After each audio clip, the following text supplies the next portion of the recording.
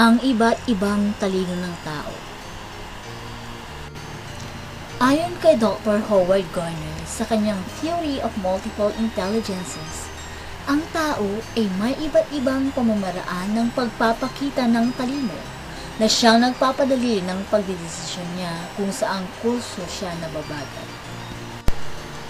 Talinong pangwika o verbal o linguistic intelligence, katangian o kakayahan, mahusay sa paggamit ng wika sa pakikipag-usap o pagsusulat.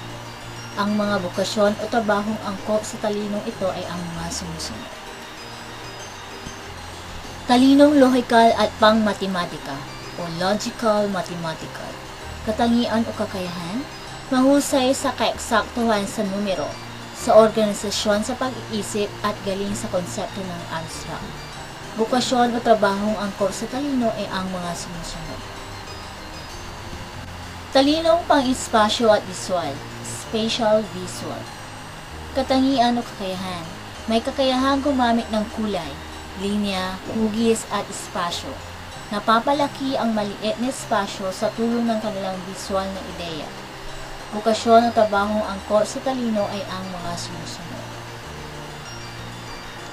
Talinong pangmusika o musical intelligence, katangian o kakayahan, may kahusayan sa pagkilala at pag-unawa sa teknikal na aspeto ng musika tulad ng pitch, ritmo, tema o kombinasyon ng tunog, sensitibo sa hatid na emosyon ng musika. Bukasyon o trabahong angkop sa talino ay ang mga sumusunod.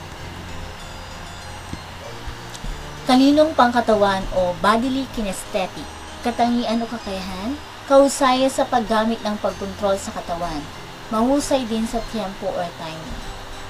Bukasyon o trabahong angkop sa talino ay ang mga sumusunod. Talinong interpersonal, katangian o kakayahan, may kakayahang maramdaman ang damdamin ng iba. Bukasyon o trabahong angkop sa talino ay ang mga sumusunod. Talinong interpersonal, katangian o kakayahan, may kakayahang malaman o maintindihan ang sariling pagpapahalaga, intensyon o saloobin. Bukasyon o trabahong angkop sa talino ay ang mga sumusunod.